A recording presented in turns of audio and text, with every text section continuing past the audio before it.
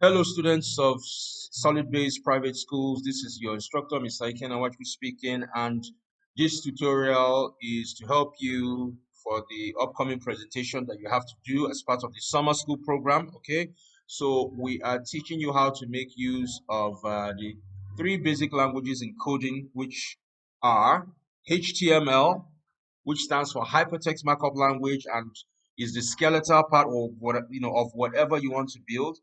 And then, of course, you have CSS, that is this set of codes right here, the CSS, the cascading style sheets, which is for the beautification and the layout and, just taking care of the appearance of whatever you have been able to put together in terms of the HTML.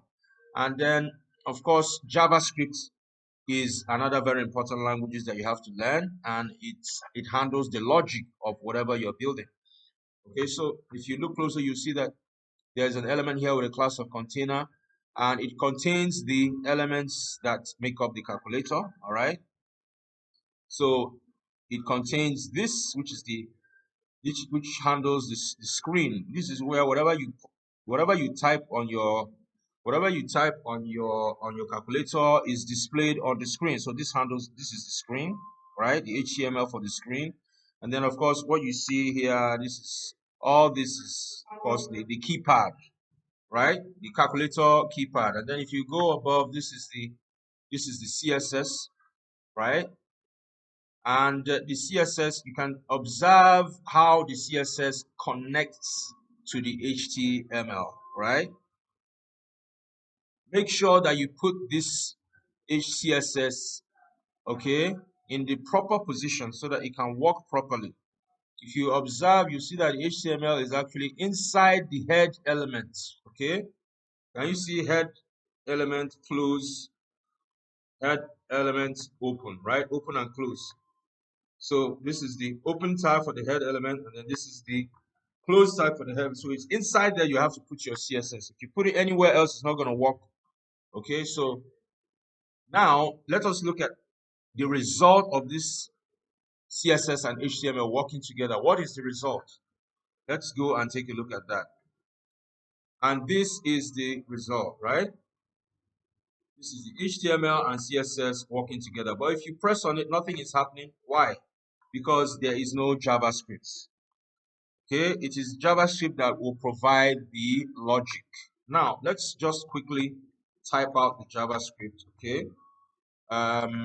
So this is how you connect your JavaScript to your HTML. Like I said, the CSS and the HTML must connect to the CSS and the JavaScript must connect to the HTML, which is the skeleton of whatever you want to build. Okay, so let's call this. We have brought in the screen. Okay, now let's bring in the keypad. Keypad has to be query selector all.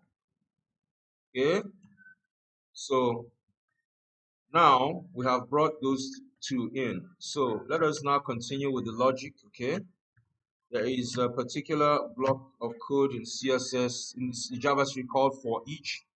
When you use for each, you want whatever code you type inside the brackets, okay, to take effect on whatever you have defined, okay, as the elements that should be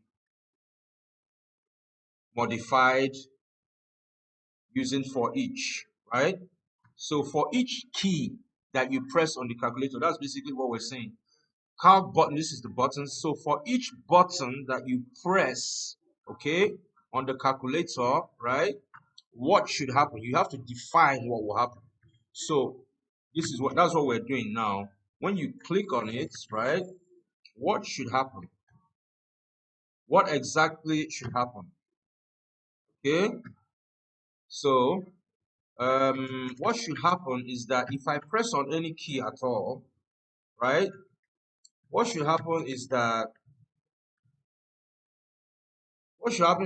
the content of that key should first of all be extracted. So that's the idea behind press dot text element, text content. So if I press on 8 should be extracted. If I press on 4 should be extracted. Whatever I press, the text content should be extracted. That's what this line of code handles, okay? So the next thing after extraction, right? If what I pressed, okay, if what I pressed was, for instance, the cancellation button, this one here, okay, what should happen?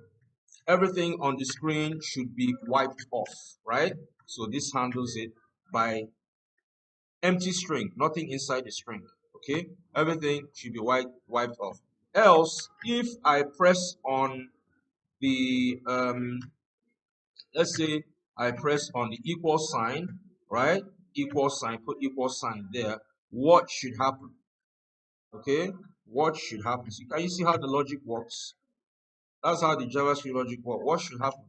What should happen is that whatever when I press on that equal sign, whatever I have typed out on the screen should be evaluated, right? So evaluated, right? Should be evaluated. Okay.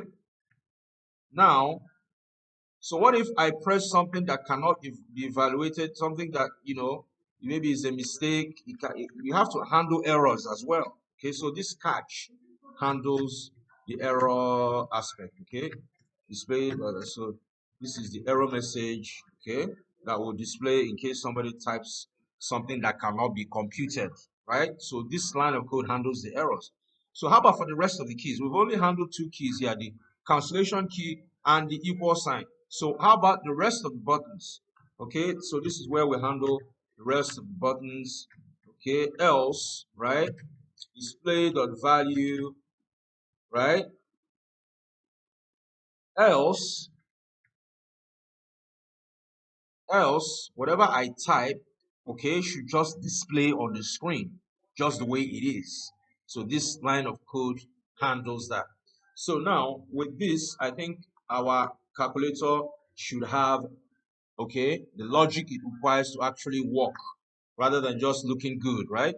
So let's see now. 1, okay, good. 1 has appeared. Let's say 12, okay, plus 5 equals to what? Can you see it's working, right? Cancel, it wipes everything, okay? I think we can still make some few modifications on that, right? Let's take that, make sure that when you type something, it actually starts from the right side, not the left, which is how most calculators are, right? Text align right, okay? Let's also increase the size, okay? Font size, let's make that 30 px, okay? So let's go back and see the result of that, okay? All right, so you can see that it's now appearing from the other side, right? Equal sign 8, okay? So I think you guys can use this, get used to how the three languages work together, because we'll be building other things as well. All right, please practice as much as you can. Pause the video wherever you need to, study the codes and see how they all, CSS connects to the JavaScript, the HTML, CSS connects to the HTML, and the JavaScript also connects to the HTML, okay? Study everything, and practice is very important. If you want to be very good at coding, you must practice, okay? So this is all we have in terms of the JavaScript logic. All right, this is all you need to do. Very, very concise. Okay. All right. Thank you very much, and look forward to handling other projects. Thank you.